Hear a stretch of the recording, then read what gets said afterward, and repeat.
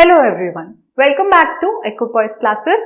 आई am Surbhi Gupta और आज हम स्टार्ट करने वाले हैं micro economics. So just a quick reminder, हमने अभी तक कवर किया है क्लास 12 का entire course which includes macro economics and Indian economy. All together इनकी सेपरेट प्लेलिस्ट मेरे चैनल पे अवेलेबल है। अगर आपने नहीं देखी है तो चैनल का लिंक और सारी वीडियोस का लिंक डिस्क्रिप्शन बॉक्स में मिलेगा। आप जाएं, क्लिक करें, वीडियोस देखें और पसंद आए तो आपको पता है क्या करना है। प्लीज चैनल पे सब्सक्राइब करिए और वीडियोस को लाइक करिए, शेयर करिए और कमेंट में मुझे आपको और क्या चाहिए ये बताते रहिए। सो आज हम स्टार्ट करेंगे micro economics. So people who study micro economics, what is their aim? What are they preparing for? Either they are in class 11th or they are preparing for any competitive exam, maybe in an economic services which goes into deep microeconomic concepts. Okay, or it can be any exam, say UPSC exams where you have economics optional and where you need to know just the basics of microeconomics, not deep as in class 11th, because in class 11th you start with introductory microeconomics. Okay, so today we'll begin with it, and first of all, to start with, we need to know what is an economy. So we are studying economics. Okay, so that's the whole point. We are here to study economic concepts, but then what is economics without knowing what actually it means? So today I have written some definitions for you all. What is economics? So basically we'll start with this. An economy is a system which provides people the means to work and earn a living. So basically ये एक system है जहां पर क्या हो रहा है, जहां पर लोगों को प्रोवाइड किया जा रहा है means to work, okay, and earn a living. So you live in a system और इस सिस्टम में आपको सस्टेन करने के लिए पैसे चाहिए, तो कमाने का एक जरिया चाहिए और इनकम चाहिए ताकि उस इनकम से आप बाकी गुड्स खरीद पाए। So this is all together this system where you are living in, and when you need a job to earn and then to spend on basic necessities. That is the whole scenario, and this scenario is known as economy. Okay, then meaning of economics. Economics क्या होती है? Okay, economics is a social science. Economics एक तरह की social science है which studies the way a society chooses to use its limited resources. Bar bar attention जानी चाहिए, यहाँ बात हो रही है लिमिटेड रिसोर्सेस की। इकोनॉमिक्स का क्रक्स ही यही है। इकोनॉमिक्स का सारा कहते हैं ना, कहाँ से इकोनॉमिक्स शुरू हो रही है, क्यों इकोनॉमिक्स पढ़ रहे हैं, सारा का सारा जो कॉन्सेप्ट है वो आकर किस पे रुकता है? रिसोर्सेस जो कि लिमिटेड हैं। अगर आप इमेजिन करें अनलिमिटेड रिसोर्सेज हैं, तो अनलिमिटेड रिसोर्सेज अगर होते तो किसी को प्रॉब्लम ही नहीं होती, कोई गुड महंगा ही नहीं होता, क्योंकि मार्केट में अगर कोई चीज बहुत सारी है तो उसका प्राइस इंक्रीज करने का कोई लॉजिक नहीं बनता। ओके, या फिर किसी को कोई प्रॉब्लम ही ना होती, वो रिसोर्स कम ना होता। एक बहुत ही रियल लाइफ एग्जांपल लेते हैं। जब लॉकडाउन इम्पोज हुआ लास्ट ईयर मार्च में और सडनली पता चला कि आपके पास राशन जो है उसको रख लीजिए, क्योंकि ऐसा हो सकता है बहुत टाइम तक आपको राशन ना मिले, राशन लिमिटेड हो जाए, क्योंकि प्रोडक्शन जो सप्लाई चेन है वो टूटने वाली है, वो वीक होने वाली है एंड प्रोड्यूस होना भी कम हो जाएगा। सो जो राशन शॉप्स पे है बस इतना ही है। तो क्या होने लगा? क्या आप लोग शांत घर में बैठ गए ये सोच के कि हमारी जितनी रिक्वायरमेंट है चलो उतना रख लेते हैं, बाकी का दूसरों को लेने देते हैं? नहीं, you just ran into the shops. आप लोग गए दुकानों में और दुकानों से जाके जितना राशन हो सके आपने लेने की कोशिश की, बल्क में रखने की कोशिश की, थिंकिंग कि नेक्स्ट 1-2 महीने अगर राशन नहीं मिला तो क्या। अब ये एग्जाम्पल अगर आप सोचें कि मैं सडनली ये कॉन्टेक्स्ट क्यों उठा रही हूँ, तो ये इसलिए है क्योंकि जब आपको लगा कि राशन लिमिटेड है तो उसकी डिमांड एकदम से बहुत बढ़ गई और वहीं पे राशन शॉप्स में क्या हुआ, प्राइजेस इनिशियली बढ़ाए, लेकिन बाद में वो एसेंशियल कमोडिटी में चला गया, इस वजह से प्राइजेस नहीं बढ़ पाए। ओके, लेकिन अगर कोई भी रिसोर्स लिमिटेड है, शॉप में कोई भी एक गुड है या कोई भी रिसोर्स लिमिटेड है, तो क्या होगा? वो लिमिटेड रिसोर्स है। अब आप एग्जाम्पल लें, कोई भी आप लोग एक शॉप पर गए हैं और उस शॉप पे आपको चिप्स लेना है, चिप्स का एग्जाम्पल लेते हैं, ठीक है। अब उस शॉप पे 2 ही चिप्स के पैकेट है, ठीक है, और आपको दिख रहा है कि आपके साथ में भी कोई है। ओके, देन आप क्या करेंगे? आपके साथ में कोई है जो उसी शॉपकीपर से चिप्स के पैकेट मांग रहा है 2, और आपको भी चिप्स चाहिए, पर उस शॉप के पास 2 ही है। तो अब क्या ऑप्शन है, आप उसको ये भी कह सकते हैं कि आप मुझे चिप्स दे दो, मैं आपको थोड़ा ज्यादा पे कर देता हूँ। ऐसा क्यों कहना पड़ा आपको? क्योंकि चिप्स के पैकेट सिर्फ 2 थे। अगर वहीं पे आपके सामने 200 चिप्स के पैकेट होते तो क्या आप उसे बोलते आपके साथ कोई खड़ा है, वो भी 2 मांग रहा है, ठीक है इसे भी 2 दे दो, मुझे भी 2 दे दो, काम इजी हो जाता ना। प्रॉब्लम क्यों हुई? प्रॉब्लम हुई लिमिटेड रिसोर्सेज की वजह से। जो इकोनॉमिक्स शुरू हुई, जो सारी प्रॉब्लम स्टार्ट हुई, वो हुई कहां से? क्योंकि रिसोर्सेज लिमिटेड हैं। अगर रिसोर्सेज बहुत सारे होते तो उन बहुत सारे रिसोर्सेज में थोड़े थोड़े थोड़े थोड़े सबको मिल गए होते और इकोनॉमिक्स में कोई प्रॉब्लम आती ही ना, सोसाइटी में कोई प्रॉब्लम आती ना। ठीक है, तो लिमिटेड रिसोर्सेज एक टर्म जिसपे मैंने इतना टाइम ले लिया आप लोगों का, इसीलिए क्योंकि लिमिटेड रिसोर्सेज पे फोकस करना बहुत इंपॉर्टेंट है, सारी प्रॉब्लम की जड़ यही है। ठीक है, सो हम दोबारा से स्टार्ट करेंगे because I think we have lost the track. तो economics is a social science which studies the way a society chooses to use its limited resources which have alternate uses to produce goods and services and to distribute them among different groups of people. Economics में क्या होता है? Economics में यही होता है, हम पढ़ते हैं वो वे जिसमें एक सोसाइटी चूज करती है लिमिटेड रिसोर्सेज में से कौन सा रिसोर्स वो यूज करें, क्योंकि ना एक तो रिसोर्सेज लिमिटेड है और उन लिमिटेड रिसोर्सेज की भी एक यूज नहीं है, एक से ज्यादा यूज है। राइट, सो एक से ज्यादा यूज में क्या होता है, आप अगर एक यूज में उस रिसोर्स को लगाएंगे तो दूसरे यूज में वो नहीं लग पाएगा। तो किस तरह रिसोर्स को यूज करें, कितना क्वांटिटी में करें, ये बहुत इंपॉर्टेंट हो जाता है। और जब एक सोसाइटी ये डिसीजन लेती है, उस पूरे प्रोसेस को इकोनॉमिक्स कहते हैं।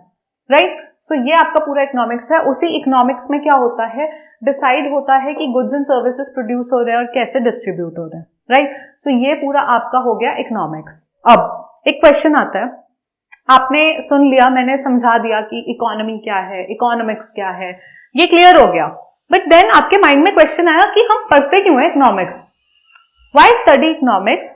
Why we are using economics as a subject, separate subject? क्योंकि आप क्लास 11th में, चलो I am assuming you are in class 11th and as per you know CBSE mandate आपको इकोनॉमिक्स पढ़नी पड़ रही है। अब आपने कॉमर्स लिया या आपने ह्यूमैनिटीज लिया, केस है, हो सकता है आप, ऐसा कुछ भी नहीं है। जस्ट आई एम अज्यूमिंग कि आप जो इस वक्त वीडियो देख रहे हैं, you are in class 11th and you are just starting with micro economics. अब क्या हुआ, जब आप क्लास 10th का एग्जाम देकर आए, वहां पे तो आप SST पढ़ते थे। SST में क्या होता था, हिस्ट्री, इकोनॉमिक्स, पॉलिटी, सब कुछ साथ में होता था। राइट, तो अचानक से ऐसा क्या हुआ कि इकोनॉमिक्स को एक अलग सब्जेक्ट बना के हम लोग उस पर इतना फोकस कर रहे हैं? इकोनॉमिक्स क्यों पढ़नी चाहिए? जैसे अगर आप स्कूल जाते हैं, आप स्कूल पढ़ने जाते हैं, आप थिएटर जाते हैं, थिएटर में एम क्या होता है, मूवी देखना। शॉपिंग जाते हैं, एम क्या होता है, कुछ जो आपको चाहिए वो खरीदना। ठीक है, स्कूल जाते हैं, एम क्या होता है, क्लास अटेंड करके पढ़ना। इकोनॉमिक्स में एम क्या है, हम क्यों पढ़ रहे हैं economics? Only one word, because of scarcity. Scarcity क्या होता है आपका? स्कैर्सिटी क्या है? स्कैर्सिटी एक प्रॉब्लम है जहां पर रिसोर्सेज हैं वो लिमिटेड हैं।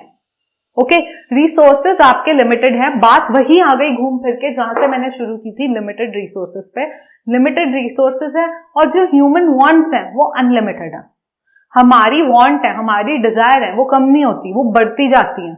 और जैसे जैसे हमारी इनकम बढ़ती है, हमारा स्टैंडर्ड ऑफ लिविंग बढ़ता है, वैसे वैसे हमारी डिजायर्स और बढ़ती जाती हैं। बट इकोनॉमिक्स हम क्यों पढ़ते हैं? क्योंकि हमारी डिजायर्स चाहे कितनी भी बढ़ जाएं, लेकिन उनको पूरा करने के लिए जो रिसोर्सेज हैं वो लिमिटेड हैं, यानी स्कैर्सिटी है। स्कैर्सिटी का मतलब होता है लिमिटेड रिसोर्सेज।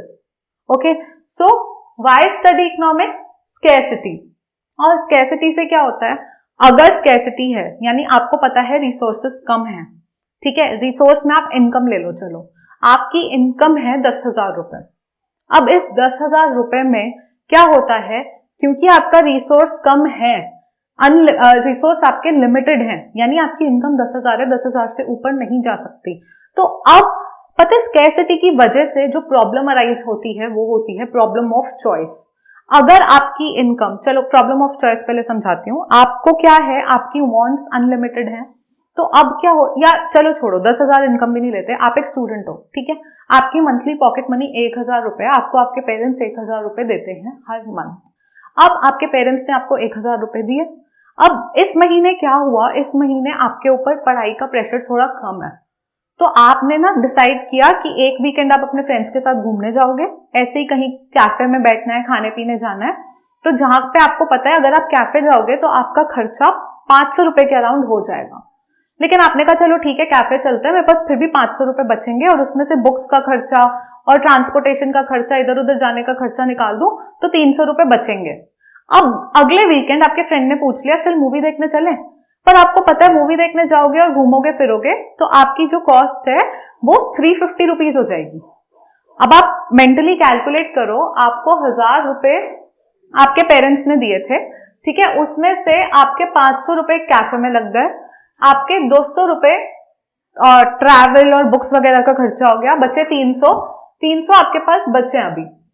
लेकिन 300 रुपए में अब आपके फ्रेंड ने आपसे पूछ लिया कि मूवी चलते हैं जहां पे आपको पता है खर्चा 350 होगा, आपके पास सिर्फ 300 रुपए, तो अब आप क्या कर सकते हो, क्योंकि आपके पास सिर्फ 300 रुपए बचे हैं तो मूवी जाओगे तो मूवी का खर्चा 350 है जो आपके पास है नहीं, तो आपने कहा नहीं यार छोड़ मूवी नहीं जाते, कहीं और चलते हैं जहां पे मेरे बस 300 रुपए लगे। तो ये क्या हुआ, चॉइस हुई। अगर आपके पास आपके पेरेंट्स आपको 2000 रुपए दे रहे होते, आपके पास बहुत सारे पैसे होते या रिसोर्सेज होते, तो क्या आपको प्रॉब्लम ऑफ चॉइस होती? नहीं, आपके फ्रेंड ने कहा मूवी 350 के, चलो यार चलो 350 की मूवी देखते हैं, मेरे पास तो बहुत पैसे हैं, यही होता। लेकिन ऐसा क्यों नहीं हुआ? क्योंकि लिमिटेड रिसोर्स थे। आपकी मंथली पॉकेट मनी 2000 नहीं थी, आपकी मंथली पॉकेट मनी 1000 रुपए ही थी, जिस वजह से जब आपके फ्रेंड ने आपको लास्ट में पूछा कि मूवी चलते हैं और उसकी 350 कॉस्ट होगी, क्योंकि आपके पास सिर्फ 300 बचे थे, so you chose not to go for the movie but to spend your 300 somewhere else और maybe to save it for next month, so that next month you can go and watch movie, right. So वो problem of choice क्यों हुआ? क्योंकि scarcity थी। Scarcity मतलब limited resources थे, आपके case में लिमिटेड पॉकेट मनी थी। अगर पॉकेट मनी 2000 होती, बहुत सारे पैसे होते, रिसोर्सेस बहुत होते आपके पास, तो फिर चॉइस होती ना। फ्रेंड ने पूछा मूवी, ओके, फ्रेंड ने पूछा कैफे, ओके, फ्रेंड ने पूछा चलो कहीं और, ओके। क्यों? क्योंकि इनकम बहुत होती, रिसोर्सेज अनलिमिटेड होते, बट रियलिटी में ऐसा नहीं होता, रिसोर्सेज लिमिटेड है, आपके केस में भी लिमिटेड थे, इसी वजह से प्रॉब्लम हुई यहाँ पर, प्रॉब्लम ऑफ चॉइस। ये मैंने आपके कॉन्टेक्स्ट में समझाया, इकोनॉमी के कॉन्टेक्स्ट में भी यही होता है। स्कैरसिटी यानी लिमिटेड रिसोर्सेज की वजह से उठती है प्रॉब्लम ऑफ चॉइस, क्योंकि उसमें क्या होता है, आपको चूज करना पड़ता है कि अब वो लिमिटेड रिसोर्स है, अगर कम है रिसोर्स तो उस कम रिसोर्स को कहाँ यूज करें ताकि ऑप्टिमाइजेशन हो पाए। ऑप्टिमाइजेशन मतलब बेस्ट पॉसिबल यूज हो पाए, राइट। सो ये थी आपकी problem of choice which comes from scarcity, and this is the reason why we study economics. Okay, then reasons for economic problem. तो इकोनॉमिक प्रॉब्लम्स जो होती हैं उनके रीजन क्या है, या हम कितना ही इकोनॉमिक्स में डीप पढ़ेंगे, हमने मैक्रो इकोनॉमिक्स में भी बहुत सारी प्रॉब्लम पढ़ी, कहीं कुछ ठीक है, मैक्रो और माइक्रो के डिफरेंस पे भी हम आएंगे, बट माइक्रो में यहाँ पर ओवरऑल इकोनॉमिक प्रॉब्लम्स के क्या रीजन होते हैं। तो सबसे पहला रीजन होता है स्कैरसिटी, जो हमने पढ़ लिया, तो I won't go deep into it again. So then दूसरा होता है अनलिमिटेड ह्यूमन वांट्स, जैसे कि मैंने आपको बताया कि क्योंकि लिमिटेड रिसोर्सेज है लेकिन आपकी मेरी वांट्स जो हैं वो अनलिमिटेड है, हमारी वांट्स बहुत है, हमें चाहिए सब, तो ये भी एक प्रॉब्लम है। देन ऑल्टरनेट यूजेस, क्योंकि जो रिसोर्सेज हैं जो लिमिटेड हैं उनका भी कोई एक यूज नहीं है, उनके भी एक से ज्यादा यूज है, तो उनको पहले ही कम रिसोर्स को कौन से यूज में फिट करना है या उसका क्या यूज निकालना है जो इस रिसोर्स को सबसे ज्यादा अच्छे से यूज हो पाए, ये डिसाइड करना भी एक प्रॉब्लम है, इसीलिए ये भी एक इकोनॉमिक प्रॉब्लम है, राइट। सो देन आपका ये हो गया। उसके बाद हम बात करेंगे पॉजिटिव एंड नॉर्मेटिव इकोनॉमिक्स की। तो अब पॉजिटिव और नॉर्मेटिव में ना मैं आपको डेफिनेशन से स्टार्ट नहीं कराऊंगी, क्योंकि कई बार होता है मैंने आपको पहले डेफिनेशन बताई फिर समझाया तो आपका इंटरेस्ट थोड़ा कम हो गया, आपको लगा क्या यार डेफिनेशन हो रही है, बोरिंग हो रहा है, तो चलो इसे बोरिंग नहीं बनाते, हम पहले बात करेंगे एग्जाम्पल की, ठीक है। तो पॉजिटिव और नॉर्मेटिव में हम एग्जाम्पल स्टार्ट कर रहे हैं, तो ये ना दो स्टेटमेंट है, मैं दोनों स्टेटमेंट को साथ में पढ़ूंगी और वो भी 2 बार पढ़ूंगी, देखते हैं आपको क्या क्लिक होगा, मैं बताऊंगी मुझे क्या इंटरप्रिटेशन हुई, फिर आप जो देख रहे हैं आप वो उससे रिलेट करना, ठीक है। तो एग्जाम्पल 1 में पहली जो 2 स्टेटमेंट है, prices in Indian economy are constantly rising, prices in Indian economy are constantly rising, ठीक है, you and I can relate, okay, well done. Then India should take steps to control rising prices, fine, prices in Indian economy are constantly rising, India should take step to control rising prices. Okay, मैंने पढ़ दिया 2 बार, तो आपको भी लगा हाँ बहुत valid point है, आप और मैं बहुत रिलेट कर पा रहे हैं। गुड, अगर आपने रिलेट किया। चलो नेक्स्ट एग्जाम्पल पे आते हैं। There are inequalities of income in our economy. There are inequality of income in our economy, then income inequality should be reduced. हमारे इकोनॉमी में इनकम इनइक्वालिटी है और सेकंड स्टेटमेंट कह रही है income inequality should be reduced. पहली ने कहा है तो दूसरी ने कहा शुड बी रिड्यूस्ड। कोई गलत तो नहीं कहा, सही कहा। हो गए हमारे 2 एग्जाम्पल। अब इस 2 एग्जाम्पल में आपने पढ़ा, आप दोबारा पहली स्टेटमेंट पे आते हैं। Prices in Indian economy are constantly rising. ये एक तरह की स्टेटमेंट है, क्या हो रहा है इकोनॉमी में, ठीक है, क्या हो रहा है इकोनॉमी में। अब ये स्टेटमेंट सच भी हो सकती है, झूठ भी हो सकती है, इसे टेस्ट करना पड़ेगा, डेटा के बेसिस पे एनालाइज करना पड़ेगा, वो एक सेकंड प्रोसेस है। लेकिन ये स्टेटमेंट है कि प्राइसेस इंक्रीज हो रहे हैं, यानी ऐसा हो रहा है। सच है झूठ है वो डेटा बताएगा। प्राइसेस कॉन्स्टेंटली राइज हो रहे नहीं हो रहे, या ऐसा हो रहा है कि ये बोल रहा है प्राइसेस कॉन्स्टेंटली राइज हो रहा है, मैं बोलती हूँ नहीं कॉन्स्टेंटली नहीं राइज हो रहे, राइज हुए फिर नीचे हुए फिर वापस बढ़े फिर नीचे हुए, फिर ऐसे जिगजैग ग्राफ है, ठीक है। कोई और बोलेगा कि नहीं प्राइसेस कम हुए, वो स्टेटमेंट सच हो सकती है झूठ हो सकती है, पर स्टेटमेंट तो है ना। स्टेटमेंट है प्राइसेस इंडियन इकोनॉमी में बढ़ रहे हैं, यानी ऐसा हो रहा है। ऐसे ही there are inequalities of income in our economy. Inequality है इनकम में हमारी इकोनॉमी में, स्टेटमेंट बोल दी। अब ये झूठ है सच है वो डेटा बता देगा, लेकिन ऐसा हो रहा है या ऐसा है, ठीक है। अब सेकंड स्टेटमेंट देखते हैं दोनों में। India should take steps to control rising prices. India should take steps, तो ये स्टेटमेंट ये नहीं बोल रहा कि मतलब स्टेप्स लिए जा रहे हैं, इंडिया इज टेकिंग स्टेप्स, नहीं, ये बोल रहा है इंडिया शुड टेक स्टेप्स, यानी ऐसा होना चाहिए, ऐसा करना चाहिए, ठीक है। सेकंड स्टेटमेंट यहां देखते हैं, income inequalities should be reduced. Income inequalities को कम करना चाहिए। ऐसा नहीं कहा कि India is taking steps to reduce income inequality, वो स्टेटमेंट हो जाती कि इंडिया कर रहा है, पर नहीं, उसने कहा इंडिया शुड टेक स्टेप्स, ठीक है। Income inequality should be reduced, कम होनी चाहिए। अब दोबारा से पहली दूसरी पे लास्ट टाइम आएंगे। Prices in Indian economy are constantly rising, यानी ऐसा हो रहा है, और दूसरी स्टेटमेंट बोल रही है ऐसा होना चाहिए। दूसरे एग्जाम्पल में भी इनकम इनइक्वालिटी हमारी इकोनॉमी में है, ऐसा है या ऐसा हो रहा है। दूसरी स्टेटमेंट बोल रही है ऐसा होना चाहिए। तो जब हम बात करते हैं कि कुछ है, यानी व्हाट इज, ठीक है, क्या हो रहा है, what is, what was, what will be, यानी प्रेजेंट, पास्ट, फ्यूचर, कि ऐसा है या ऐसा था या ऐसा होगा, ऐसा होगा और ऐसा होना चाहिए में फर्क है।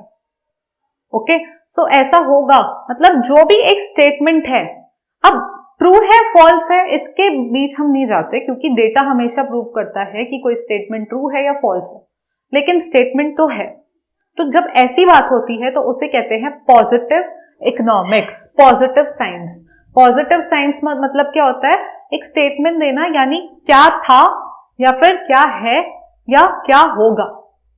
ओके, नॉर्मेटिव क्या होता है, नॉर्मेटिव होता है क्या होना चाहिए। ओके, क्या मतलब नॉर्मेटिव में क्या हो गया, व्हाट ऑट टू बी, आपका नॉर्मेटिव में आ गया what ought to be, what should happen, what should have happened. तो पॉजिटिव नॉर्मेटिव में फर्क दिख रहा है। पॉजिटिव ने बोल दिया प्राइसेस बढ़ रहे हैं, पर नॉर्मेटिव बोलता है प्राइसेस को कम करने के लिए स्टेप लेने चाहिए।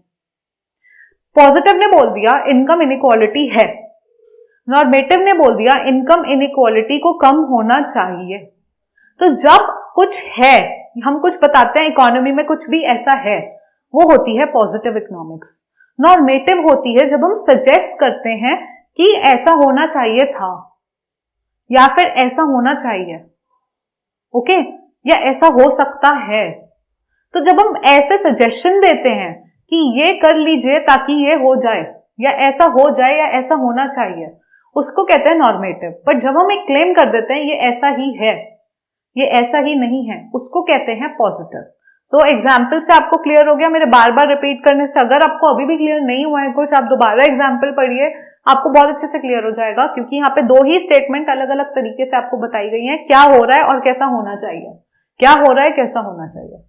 So I hope this is clear. Then हम आते हैं हमारा central problem of an economy. Central problem क्या है इकोनॉमी की? जो बेसिक प्रॉब्लम्स होती हैं हमने देख ली, स्कैर्सिटी की होती है, अनलिमिटेड ह्यूमन वांट्स की होती है, उसके अलावा जो आपकी ये प्रॉब्लम होती है अल्टरनेट यूजेस की होती है। लेकिन जो सेंट्रल प्रॉब्लम है जिसके अराउंड इकोनॉमिक्स घूमती है, ठीक है, जिसके अराउंड सारा इकोनॉमिक्स आपका बना हुआ है, ये क्या सेंट्रल प्रॉब्लम्स है? ये सेंट्रल प्रॉब्लम है आपकी what to produce. What to produce मतलब क्या प्रोड्यूस करें इकोनॉमी में। अपने माइंड में हमेशा रखना रिसोर्सेस कम है, ठीक है, ह्यूमन वांट्स अनलिमिटेड है, अब वो कम रिसोर्सेस को दिमाग में रखते हुए क्या प्रोड्यूस किया जाए। हो सकता है आप चूज करें कि वॉर गुड्स प्रोड्यूस करते हैं, वॉर गुड्स में आ गया इक्विपमेंट आ गई कोई भी जो जंग के लिए चाहिए या किसी भी उसके लिए चाहिए, पर देन एक रिसोर्स है, अगर आपने उसे वॉर गुड में यूज कर लिया तो फिर इनकम है, जैसे पैसा है, अगर आपने वो पैसा वॉर गुड, सरकार है आपने एज गवर्नमेंट आपने जो आपकी बजट का इनकम जो पार्ट है आपका, आप बजट जब बनाने बैठते हैं, अगर आपने ज्यादा बजट वॉर गुड को दे दिया तो फिर सिविल गुड जैसे ब्रेड बटर हो गया आपका, इसको आप कम पैसा देंगे इसके बनने में। तो आप अपना इनकम कहाँ दे रहे हैं, क्या बनने के लिए दे रहे हैं, ये चूज करना बहुत इंपॉर्टेंट है, क्योंकि अगर वॉर गुड में ज्यादा पैसा जाएगा तो सिविल गुड में कम पैसा आएगा। तो वो पैसा कहाँ लगाएं, कितना लगाएं, हमारे कंट्री को देखते हुए, हालात को देखते हुए, अभी की रिक्वायरमेंट को देखते हुए, रिसोर्सेस को देखते हुए, ये डिसीजन बहुत इंपॉर्टेंट होता है। और ये एक सेंट्रल प्रॉब्लम है what to produce. What to produce में भी आता है selection of goods and services, जैसे मैंने बताया सिलेक्ट करना कि वॉर गुड बनाना है या सिविल गुड बनाना है, कौन सा गुड बनाना है, ठीक है। और सिलेक्शन ऑफ क्वांटिटी, चलो आपने सिलेक्ट कर लिया कि वॉर गुड इतना बनाना है और वॉर गुड बनाना है और सिविल गुड बनाना है, पर अब क्वांटिटी डिसाइड करना। सो प्रॉब्लम बेसिकली यहाँ व्हाट टू प्रोड्यूस लिखी है, बट मेन जो प्रॉब्लम है वो है what to produce and in what quantity. Quantity भी मैटर करती है, क्योंकि अगर वॉर गुड बढ़ेंगे तो सिविल गुड कम होंगे, क्योंकि रिसोर्सेज जो है इनकम सरकार की वो तो लिमिटेड है, ठीक है, अनलिमिटेड नहीं। अगर बहुत सारी होती फिर क्यों कम करना, फिर तो वॉर गुड भी बढ़ाओ, सिविल गुड भी बढ़ाओ, सब बढ़ाओ, पर ऐसा नहीं होता ना, क्योंकि इनकम उनकी भी एक लिमिट तक है। तो एक जगह अगर ज्यादा देंगे तो दूसरी जगह कम हो जाएगी। अच्छा, अगर गवर्नमेंट के रिस्पेक्ट में नहीं समझ आ रहा तो अपने केस में ले लो, आपकी 1000 की जो पॉकेट मनी है, अगर आप घूमने फिरने में और फ्रेंड्स के साथ एंजॉय करने में 600 रुपए लगा दोगे तो बुक्स, ट्रैवल और मजबूरी के लिए सिर्फ 400 रुपए बचेंगे। पर अगर आप फ्रेंड्स के साथ 300 रुपए लगाओगे तो आपके पास 700 बचेंगे, जिससे फिर आप बुक्स पे पैसा खर्च सकते हो, पेन लेना है आपको उस पे लगा सकते हो, आपको इधर से उधर कहीं जाना है ट्रैवल में उधर लगा सकते हो, या आप सेव कर सकते हो नेक्स्ट मंथ के लिए। तो क्योंकि इनकम आपकी 1000 है, जो आपकी पॉकेट मनी है वो 1000 है, तो अगर आप कोई एक काम के लिए पैसा ज्यादा देते हो तो दूसरे काम के लिए कम हो जाता है। यही प्रॉब्लम है what to produce and in what quantity. ये पहली सेंट्रल प्रॉब्लम आ गई आपकी। दूसरी आ गई, आपने डिसाइड कर लिया व्हाट टू प्रोड्यूस। अब नेक्स्ट क्वेश्चन आया, आपने चलो सोच लिया कि मुझे वॉर गुड इतना बनाना है इस क्वांटिटी में, सिविल गुड इतना बनाना है इस क्वांटिटी में, डन। अब अगली प्रॉब्लम क्या आती है, अगले स्टेप पे चले। तो धीरे धीरे जब हम स्टेप पे जाते हैं, आप लैडर चढ़ रहे हैं, सीढ़ियां चढ़ रहे हैं। सीढ़ी में पहली सीढ़ी थी व्हाट टू प्रोड्यूस, दूसरी सीढ़ी थी in what quantity to produce. ये 2 सीढ़ियां आपने पार की। उसके बाद अगली जो सीढ़ी आई वो आई आपकी हाउ टू प्रोड्यूस, क्योंकि आपने अब चूज कर लिया क्या बनाना है, किस क्वांटिटी में बनाना है। अब अगला जो आप चूज करेंगे वो है कैसे बनाना है, selection of technique. Okay, you select the technique. यहां पे हम हाउ टू प्रोड्यूस में बात करते हैं सिलेक्शन ऑफ टेक्निक की, जिसमें बात होती है या तो लेबर इंटेंसिव टेक्निक हो सकती है जिसमें लेबर का यूज ज्यादा हो, जैसे टेक्सटाइल इंडस्ट्री हो गई, उसमें हमें डिसाइड करना है तो हम उसमें डिसाइड करेंगे ज्यादा लेबर यूज करनी है, ज्यादा मशीन यूज करनी है, कैपिटल इंटेंसिव टेक्निक यूज करनी है। 2 तरह की टेक्निक है। हाउ टू प्रोड्यूस में सिलेक्शन आपको जब करना है कि कैसे प्रोड्यूस करें, तो आपके पास 2 ऑप्शन है, या तो लेबर का यूज ज्यादा करते हैं, कैपिटल का यूज ज्यादा करते हैं। लेबर का यूज ज्यादा करेंगे उसे कहेंगे लेबर इंटेंसिव टेक्निक। कैपिटल का यूज ज्यादा करेंगे, उसे कहेंगे कैपिटल इंटेंसिव टेक्निक। अब कैसे, किस इंटेंसिटी में दोनों यूज करना है, ये आपका डिसीजन है। ये होती है second problem, how to produce. Okay, तो ये हो गई आपकी how to produce, labour intensive, capital intensive. ठीक है, थर्ड प्रॉब्लम जो आपकी फाइनल आ गई, जो सेंट्रल प्रॉब्लम है, वो है अब आपने सीढ़ियां चढ़ रहे हैं, आपने डिसाइड, पहली सीढ़ी चढ़ ली, चलो व्हाट टू प्रोड्यूस, आपने डिसाइड कर लिया क्या प्रोड्यूस करूंगी मैं। नेक्स्ट सीढ़ी पर है कि किस क्वांटिटी में करूंगी, मैंने ये भी डिसाइड कर लिया। अगली सीढ़ी पे आई हाउ टू प्रोड्यूस, मैंने ये भी डिसाइड कर लिया कि मैं कैसे प्रोड्यूस करने वाली हूँ, कि मुझे लेबर ज्यादा यूज करनी है, मेरी कंट्री में लेबर ज्यादा है, अनएम्प्लॉयमेंट का प्रॉब्लम है, मैं लेबर ज्यादा यूज करूंगी तो उनको भी एम्प्लॉयमेंट मिलेगा और मैं भी लेबर का बेटर यूज कर पाऊंगी, मेरी कॉस्ट भी सेव होगी। मैंने डिसाइड कर लिया, मैं हाइपोथेटिकल अपना एग्जाम्पल दे रही हूँ। उसके बाद फाइनल सीढ़ी पर मैं आई हूं। अब ये सीढ़ी पे मैंने प्रोड्यूस कर ली क्वांटिटी सब, फॉर whom टू प्रोड्यूस, मैं किसके लिए प्रोड्यूस करूं, ये मेरी आ जाती है फाइनल प्रॉब्लम, जिसमें क्या होता है, हम बात करते हैं distribution of goods and services. जो हमारी थर्ड एंड फाइनल प्रॉब्लम आ जाती है वो है फॉर whom टू प्रोड्यूस, किसके लिए मैं प्रोड्यूस करूं। तो ये प्रॉब्लम है डिस्ट्रीब्यूशन की, कि जो आप प्रोड्यूस करेंगे, ठीक है, कैसे करेंगे, कितना करेंगे, सब डिसाइड हो गया। अब किसके लिए करूं, ज्यादा रिच के लिए हो, कम पुअर के लिए हो, या फिर पुअर लोगों के लिए ज्यादा प्रोड्यूस करूं, रिच लोगों के लिए कम प्रोड्यूस करूं, कैसे कितना प्रोड्यूस करूं, फॉर whom टू प्रोड्यूस, मैं किसके लिए प्रोड्यूस करूं, या जो मैंने प्रोड्यूस करा है उसकी डिस्ट्रीब्यूशन कैसे करूं कि रिच में इतनी हो, पुअर में इतनी हो। ये डिसीजन या ये प्रॉब्लम हो जाती है हमारी फाइनल सेंट्रल प्रॉब्लम। इसी के साथ हमारी सेंट्रल प्रॉब्लम ऑफ इकोनॉमी, जो कि 3 तरह की है, how to produce, in what quantity, what to produce, what and in what quantity. ठीक है, सिलेक्शन करते हैं जहां। सेकंड था हाउ टू प्रोड्यूस, जब सब डिसाइड कर लिया क्या बनाना है, कितनी क्वांटिटी, तो कैसे बनाना है, किसके लिए बनाना है, क्या, कितनी क्वांटिटी में, कैसे और किसके लिए। ये सारी प्रॉब्लम हमारी आ जाती है इकोनॉमिक्स में सेंट्रल प्रॉब्लम। असली जो हमारी सेंट्रल प्रॉब्लम है वो सारी यही है। यही हमारी इकोनॉमिक्स जो है, कहने को हम कोई भी टॉपिक पकड़ लें, उसकी सेंट्रल प्रॉब्लम हमेशा यही होगी, और यही डिसीजन मेकिंग करते करते हम इकोनॉमिक्स की बात कर लेंगे। तो सोच के देखें तो इकोनॉमिक्स बहुत सिंपल है, कॉम्प्लिकेट हम खुद ही करते हैं, तो वो तो फिर कभी रुक नहीं सकता। जब हम ज्यादा बुकिश लैंग्वेज में जाते हैं, बिना एग्जाम्पल के पढ़ते हैं, तो अपने आप चीजें कॉम्प्लिकेट हो जाती हैं। अब आपको शायद मेरी डेफिनेशन से नहीं समझ आ रहा था, बट जब आपकी पॉकेट मनी की बात आई तो आपको शायद बेटर समझ आया। सो this is how you understand economics. बस अपने आसपास देखो, और कोई भी एग्जाम्पल, आपका बैग, आपकी पेन, कि जिसने पेन बनाया, आप जिस पेन से लिख रहे हो, मैं जिस मार्कर से लिख रही हूँ, उस मार्कर वाले ने कैसे डिसाइड किया होगा कि क्या बनाए, कितनी क्वांटिटी बनाए मार्कर की, कैसे बनाए, या किसके लिए बनाए, किसको टारगेट करें। तो ये सारे डिसीजन अगर आप सोच के देखें, अपने आसपास देखें, हर जगह इकोनॉमिक्स दिखेगी, हर जगह इकोनॉमिक्स का कोई कॉन्सेप्ट दिखेगा। ठीक है, इसी के साथ हम अपने फाइनल टॉपिक पर आते हैं, which is opportunity cost. Opportunity cost, economic cost एक ही बात है।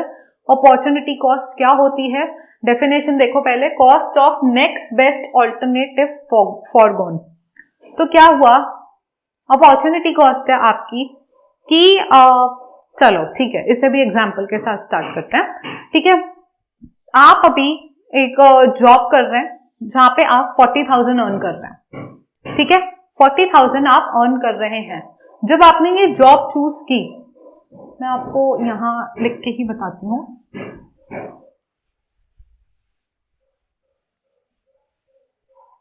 आपकी अभी जो करंट जॉब है वो आपको दे रही है सैलरी कितनी,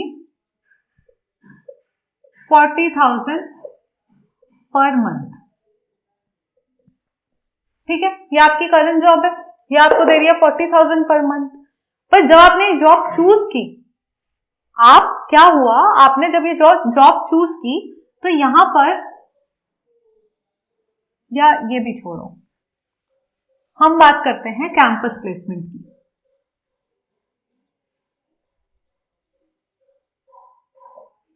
आप में से बहुत लोग होंगे, अगर स्कूल में है तो आप ड्रीम कर रहे हैं किसी अच्छे कॉलेज में जाने का। अगर आपने आगे इकोनॉमिक्स पढ़नी है, बीकॉम लेनी है, कुछ भी लेना है, आपका मन होगा चलो SRCC या दिल्ली यूनिवर्सिटी या किसी अच्छे कॉलेज में आप जाएं।